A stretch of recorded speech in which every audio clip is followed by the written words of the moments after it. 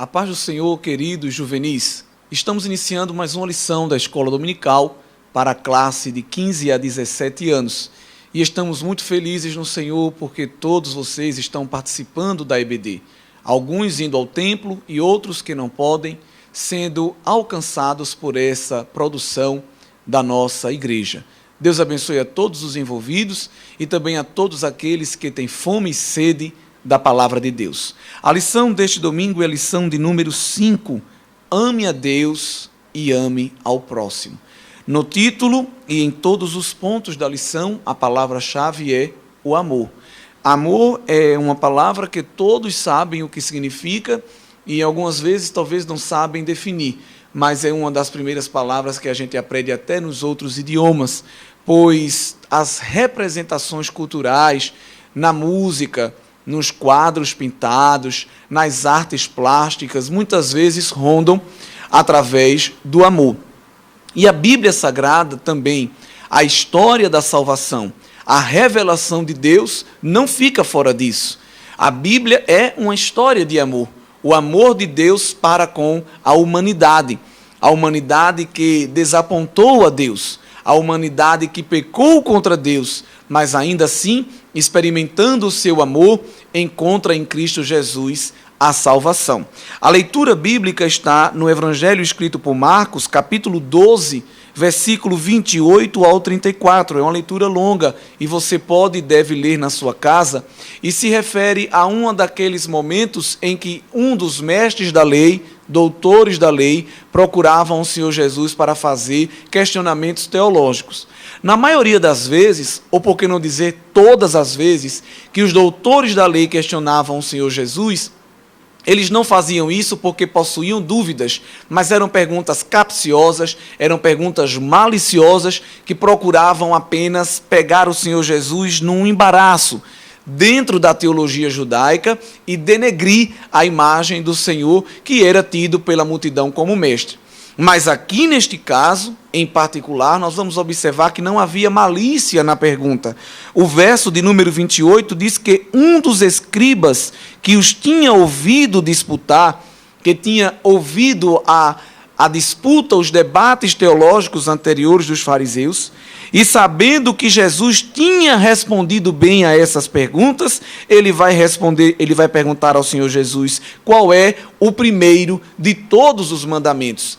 Por que esse interesse acerca de mandamentos? Porque a fé judaica ela está embasada, fundamentada em um conjunto muito grande de mandamentos. Já aí vai uma curiosidade para você. Você sabe quantos mandamentos ao total existem na lei judaica, que é encontrado lá no Antigo Testamento, e a maior parte deles no Pentateuco, na lei mosaica? 613. Nada mais, nada menos do que 613 mandamentos formam esse conjunto daquilo que nós chamamos de a lei. E os judeus decoravam essas leis e procuravam praticá-las. Mas nós vamos observar que eles praticavam por praticar. Eles não entendiam qual era o objetivo de Deus ao dar essas leis aos seus fiéis. Eles perderam o fio condutor do relacionamento com Deus justamente na prática engessada e cega desses mandamentos. E aqui há um interesse desse escriba em perguntar ao Senhor Jesus, dentro desses 613 mandamentos, qual era tido como o mais importante.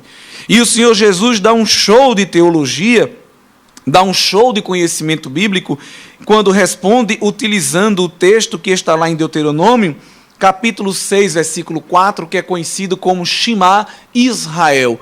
No hebraico, a oração que um judeu faz pela manhã e pela tarde, todos os dias. Por falar nisso, você tem orado? Você ora, você conversa com Deus? Quantas vezes por dia? Quantos dias por semana? Tem gente que não tem orado, mas aqui vai uma advertência e uma exortação do Espírito Santo de Deus. Buscando ao Senhor, através da oração, com certeza teremos um relacionamento verdadeiro com Ele.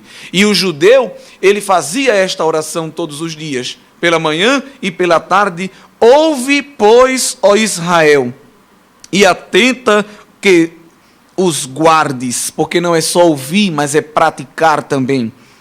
Para que bem te suceda e muito te multipliques, como te disse o Senhor teu Deus, Deus de teus pais, na terra que mana leite e mel. E o que é que Israel tinha que ouvir? Que o Senhor, nosso Deus, é o único Senhor. Amarás, pois, a Ele, o Senhor teu Deus, de todo o teu coração, de toda a tua alma e de todo o teu poder. Observe que o mandamento aqui utiliza, numa linguagem até poética, essas três instâncias da vida: o coração, a alma e o poder. Coração, porque numa cosmovisão judaica era onde estava a sede dos nossos sentimentos. A alma, psique, onde estava a sede das nossas vontades, da nossa cognição. E o poder relacionado com a força. Então Deus chama o seu povo, a sua propriedade exclusiva, que era Israel, e hoje nós também, a igreja, para amarmos a Deus com sentimento, com entendimento e com força, com vitalidade e com vigor.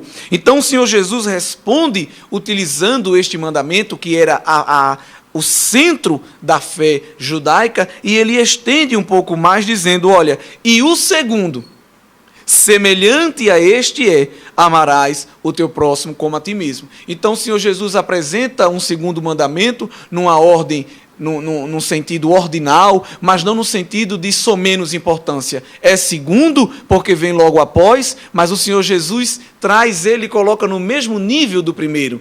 Este segundo mandamento é semelhante ao primeiro. O primeiro é amar a Deus sobre todas as coisas. E o segundo, amar o próximo a si mesmo. Então, vem agora uma nova roupagem teológica sobre este mandamento, que o Senhor Jesus vai esclarecer na mente de todos aqueles que se dizem cristãos, que é impossível dizer que amamos a Deus se esse amor não é expressado na nossa convivência e no relacionamento com o outro.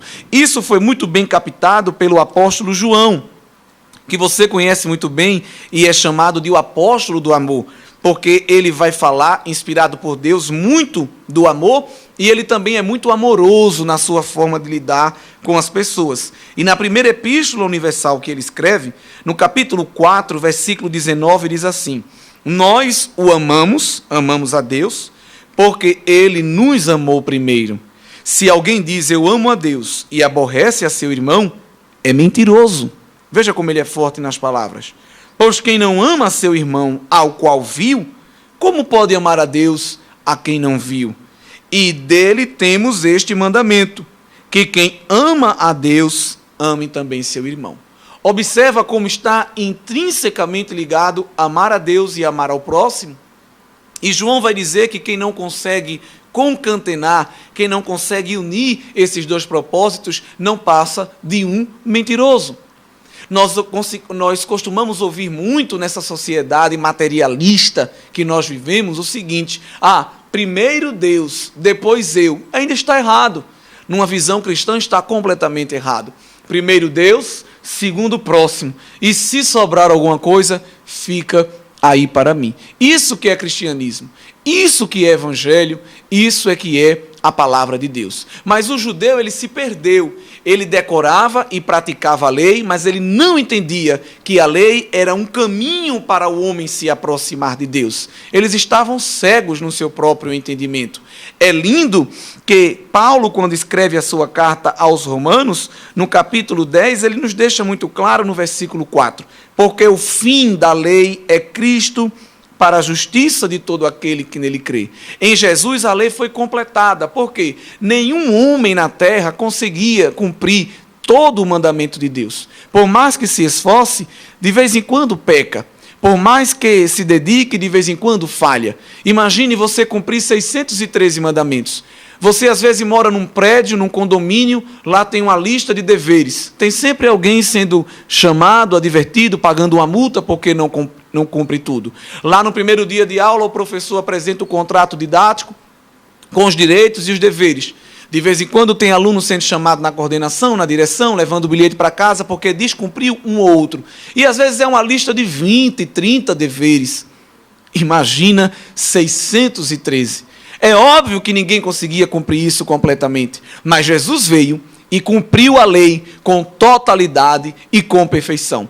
Ele deu como prova de que é possível obedecer a Deus, cumprindo a lei em sua vida, não pecando e, por fim, entregando-se a si mesmo como o Cordeiro de Deus que tira o pecado do mundo. Jesus poderia desobedecer? Sim, pois ele tinha autonomia, livre-arbítrio, capacidade de escolha, mas ele obedeceu à vontade do Pai. E isso fica explícito quando ele está lá no Getsêmani, perto de ser capturado, preso, para sofrer o vitupério, o flagelo que ele passou, e quando ele está muito inquieto, porque vai ser entregue aos soldados romanos, já sabendo que isso ia acontecer, quando se aproximava o momento do Senhor Jesus ser crucificado, ele orou pedindo a Deus Pai: Pai, afasta de mim este cálice.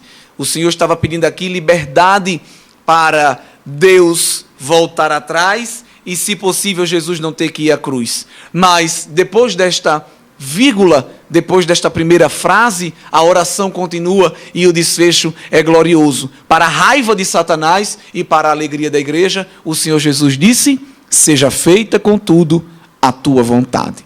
E é aí onde está a vitória de Cristo na cruz. É porque ele abdicou de si mesmo para cumprir na sua vida o propósito de Deus. Este é o maior exemplo de amor. Alguém que dá o seu único filho, para que todo aquele que nele crê não pereça, mas tenha a vida eterna. Às vezes nós vemos um casal de namorados, um casal até de marido e mulher, de cônjuges. Me dê uma prova de amor. Compra-se um urso de pelúcia, um chocolate, se faz uma viagem, me leve para um resort, me leve não sei para onde, eu quero comer tal restaurante, peça um sushi, uma pizza, aquela coisa, besteirinhas do dia a dia.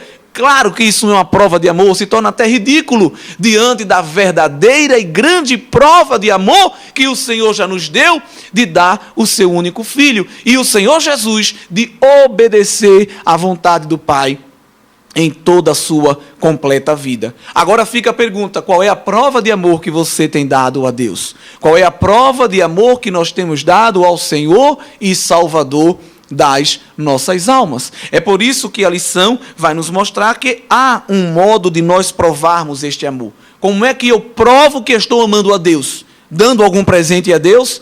Óbvio que não. Eu dou a prova de que amo a Deus fazendo duas coisas. Primeiro, obedecendo o Senhor em toda a minha maneira de viver. Uma vida de santidade, uma vida de compromisso, uma vida de quebrantamento de alguém que faz apenas o que Deus quer. Porque a vontade de Deus é boa, perfeita e agradável. Quem faz a vontade de Deus nunca ficará frustrado, nunca ficará decepcionado. Você tem de 15 a 17 anos, você está no começo da sua vida, cheio de vontades, mas saiba que algumas das suas vontades terão que ser anuladas, subtraídas e esquecidas, porque elas estão indo de encontro à vontade de Deus. Mas aquilo que aparenta ser perda, na verdade é um grande ganho, porque o Senhor Jesus disse que aquele que não está disponível para perder a sua vida, ele não consegue ganhar as coisas do reino de Deus. Mas aquele que está disposto a perder a sua vida, ele ganha as promessas, ele ganha as riquezas, as benesses do Senhor. Jesus, quando convida alguém para ser seu discípulo, ele diz: negue-se a si mesmo, tome a sua cruz e siga-me. Então, nós damos prova de que amamos a Deus, não simplesmente levantando a mão lá na hora do culto e dizendo: eu te amo, Senhor. Isso é fácil. Embalado por uma pregação, embalado por uma canção, embalado por 200, 300, 500 pessoas levantando a mão e dando glória. Tem gente que vai até no movimento puramente ritualístico e cerimonial. Isso tem que vir de dentro, tem que vir do coração. E a segunda forma de demonstrar que amo a Deus é amando aquele que está perto de mim, como o bom samaritano que deu o seu melhor. É interessante que às vezes nós vemos alguém doando alguma coisa. Eu vou doar roupas. Estou aqui fazendo parte de uma campanha que está arrecadando roupa para o pessoal que mora na rua. Aí vai pegar lá a roupa no guarda-roupa. Deixa eu ver aqui qual é a roupa que eu vou dar. Essa aqui que está manchada. Essa aqui que rasgou aqui de baixo. Essa aqui que está sem 2 botões. Isso não é amor. Porque a gente ama, e quando a gente ama, a gente quer que o outro tenha aquilo que a gente quer ter. A gente oferece aquilo que nós desejamos. Isso é que é amor. A gente só dá o que a gente tem. E quem ama, dá o seu melhor. vou fazer aqui uma campanha de doação de alimento, vou ver aqui algum alimento que tem aqui em casa, aí pega o sal, pega a farinha, que são coisas que geralmente a gente não usa. Quero ver você pegar aquele biscoito recheado que você compra só um, fica esperando vir as compras do mês para comprar aquele biscoito, comer um dia só, e se você tem coragem de pegar aquele biscoito que você mais gosta, aquele caixa de chocolate, e doar. Não doa! Em cesta básica não vem essas coisas, não é por quê? Porque a gente sabe, obviamente, que tudo é muito caro, mas nós estamos falando aqui de forma analógica e parabólica, como se doar e como expressar o amor para aquele que está perto de nós. Imagine você ir lá no shopping, na loja, acabar de comprar um sapato, um cinto, uma camisa, uma bolsa, e você sair na rua e ver uma pessoa descalça. Jamais você vai pegar aquele sapato numa visão humana e dar. Vou pegar lá em casa um velho, já que eu estou comprando um novo. Não. Deus não nos deu sobras. Deus não nos deu restos. Deus nos deu e continua nos dando, nos outorgando aquilo que Ele tem de melhor.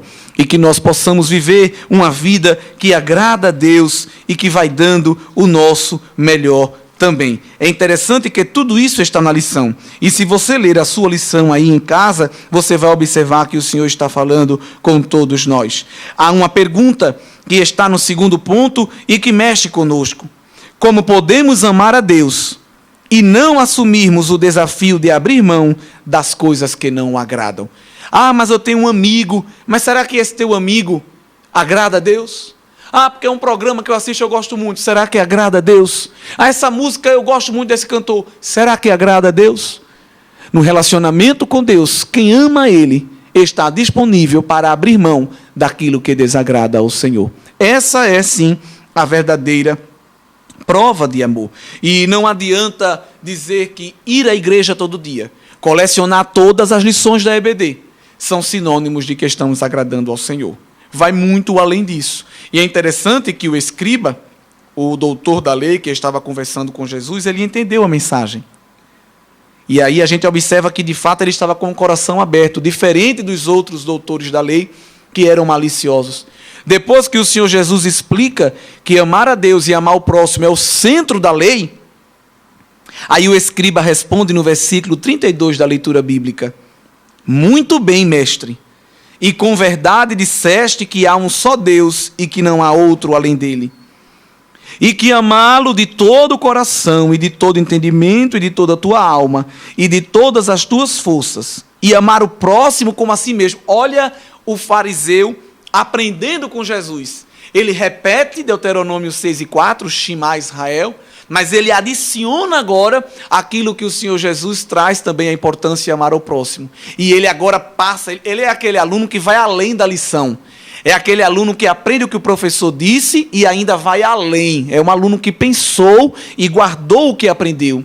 E ele diz assim para Jesus: eu estou reconhecendo com verdade que tu disseste que amar a Deus e amar o próximo é mais do que todos os holocaustos e sacrifícios. Ou seja, é maior do que a religião, é maior do que a cerimônia, é maior do que qualquer liturgia. E o judeu de natureza da gema ama a liturgia, ama a cerimônia, ama o ritual que está lá no Pentateuco. Mas este homem já estava passando de nível. E aí a resposta do Senhor Jesus para este homem é algo fantástico. É uma frase que Jesus não falou para ninguém. É uma coisa linda. No versículo 34, Jesus agora como professor, vendo aquele doutor da lei como aluno lá da EBD, que aqui foi uma aula de EBD, Aí Jesus, vendo que o escriba havia respondido sabiamente, disse-lhe: tu não estás longe do reino de Deus. Não é? Os judeus estavam muito longe, porque eles não aceitavam Jesus como Messias, eles não compreendiam a graça, eles não compreendiam a nova dispensação, e ainda estavam muito presos àquele conjunto de regras, puramente por regras. Mas este homem, entendendo agora a essência do que é servir a Deus, Jesus vai dizer para ele que ele estava bem perto do reino de Deus. Então, estar perto de Deus, estar perto das coisas de Deus, envolve amá-lo e amar aquele que está ao nosso redor. O texto áureo da lição, o texto central desta lição, está lá no evangelho escrito por João. E João, no seu evangelho, também vai falar muito de amor. Capítulo 15, versículo 12, ele diz, palavras do próprio Jesus registrada por ele. O meu mandamento é este, que vos ameis uns aos outros, assim como eu vos amei. Mas quero encerrar esta lição fazendo apenas um destaque. Hoje nós vivemos a ditadura do amor. Pessoas que não conhecem Bíblia, pessoas que não entendem do Evangelho, pegam frases isoladas do Senhor Jesus como esta e dizem assim, Deus é amor. Essa coisa de regra, de mandamento, essa coisa de ficar botando ordem, estar estabelecendo regra na igreja, Jesus não fez nada disso. Isso é uma pessoa que não conhece da Bíblia. Porque o próprio Jesus disse, eu não vim revogar a lei, mas cumpri-la. O que o Senhor Jesus estava mostrando é que ele está acima da lei. E que para se aproximar de Deus não basta cumprir mandamentos. Tem que ter intenção de coração. Mas só intenção de coração não resolve. Tem que ter uma prática que demonstre isso. Então hoje você não pode repreender ninguém. Você não pode falar a verdade do Evangelho que as pessoas se doem e diz, calma, cadê o amor que Jesus ensinou? Mas o Senhor que ama é o Senhor também que exige de nós uma vida de retidão, de sinceridade e de santidade. Pois o amor de Deus envolve a sua justiça, a sua santidade e a sua retidão. E os atributos da personalidade de Deus não são indissociáveis. Está tudo interligado. Mas que através da nossa vida possamos experimentar a cada dia a vida de Deus. Que Deus abençoe a todos nós e que continuemos amando, proclamando e praticando a palavra de Deus.